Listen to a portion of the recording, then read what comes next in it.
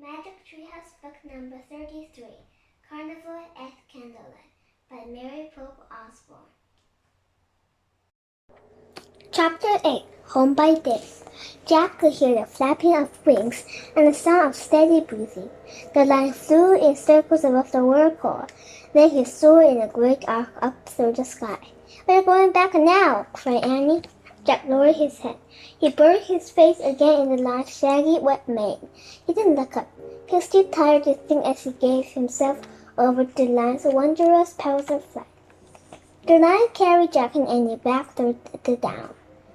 They glided over the calm sea. The water sparkled with light from the rising sun. By the time the line reached the skies over Venice, darkness had turned to day. Shades of lavender glowed above the city's tower, domes, and spires. Venice was filled in soft pink light. The line flew to St. Mark's Square. He glided towards the clock tower, moving more slowly. Finally, he landed softly, like a cat, on the terrace of the tower. Jack took a deep breath and stroked the lion's golden mane. Then he and Annie climbed off the lion's back. Jack's leg went wobbly. He clutched the lion for a moment to get his balance.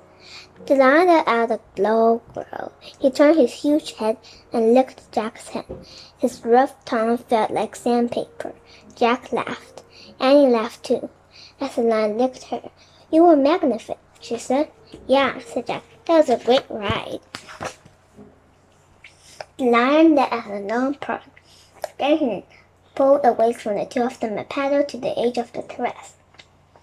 The lion gave Jack and Annie one last look over his shoulder.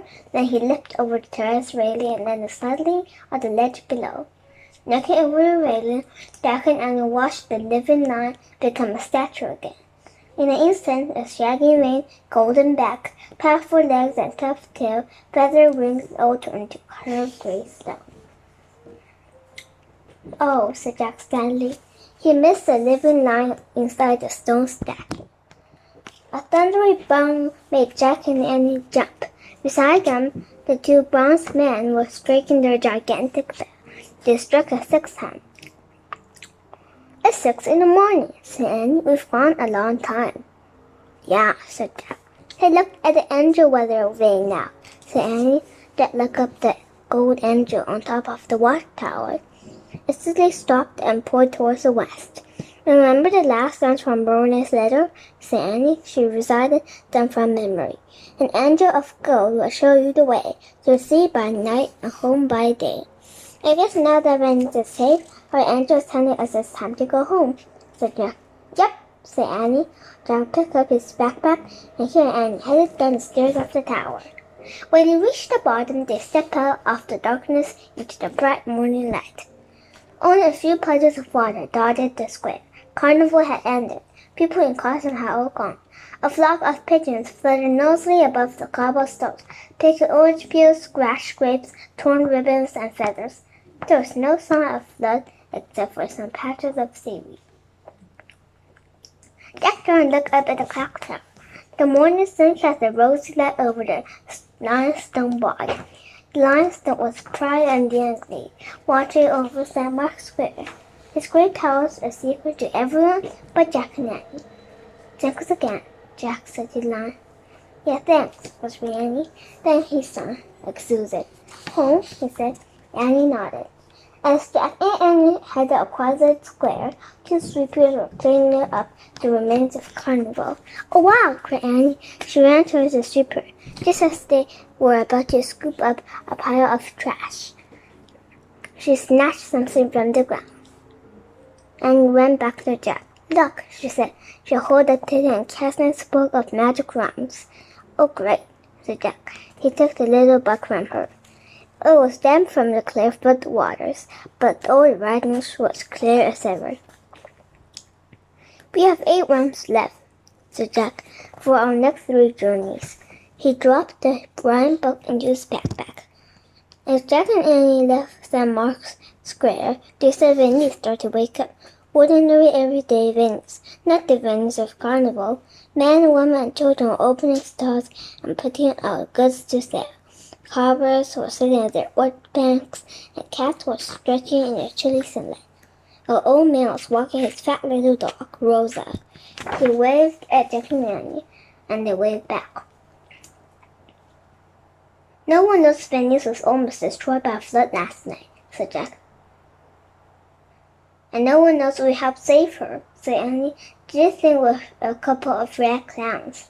Jack smiled. He had forgotten they were still wearing their carnival costumes. Now they're clowns with their dirty, torn, and soaking wet. Their hats were gone, and somewhere in the flood waters or to Lapton, Jack's slippers lost their bows. How will we get back to the treehouse now? Asked Annie. I don't know, said Jack. I guess we'll have to find a boat to take us there. They scanned the waterfront. Jack saw a boy sitting in the edge of the water on a stool. The boy was painting. Hey, isn't that Lorenzano Tipolo? Said Jack. He and Annie hurried toward the boy. Hi, Lorenzano, said Annie. Lorenzano glanced up and smiled. Hello, Annie, Jack, he said. Jack and Annie looked at Lorenzano's painting. It showed pink like shimmery blue water. That's beautiful, said Annie. It is only the background, said Lorenzano. He squinted at the canal. Soon I will add goldfish and people, and then probably I will add something not real at all, something from my imagination. Hey, guess what? We saw Neptune last night, said Annie. You did? Said Rosanna. We found him far at sea, said Jack. He looks just like he looks in Dad's painting.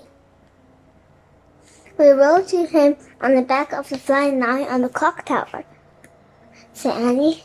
Rosanna nodded. I am glad Neptune still lives in the deep sea, he said, and I am glad one of our lions still flies. Many people believe all our magic has left our world. The magic will never leave, said Annie. Not if painters like you and your dad keep painting. Rosanna looked thoughtful. Then he picked up his small canvas and handed it to Jack. You and Annie take it to finish it, he said. Paint what you saw on your visit to Venice. Really? Said Jack. Are you sure? Yes, Rosanna. You and Annie have the gift of imagination. Use it to make something magical. We will, said Annie. Thanks, said Jack. We'll start painting as soon as we get home. Hey, Jack, said Annie. She pointed at the golden dock nearby. It looked the same boat that brought them to the carnival the night before. Inside were the same two people, the golden deer and the person with the lantern. The candle had gone out, but they were still wearing black cloaks, white gloves, and masks with bird beaks. Maybe they can take us back to the treehouse, said Jack. Excuse me, Annie called.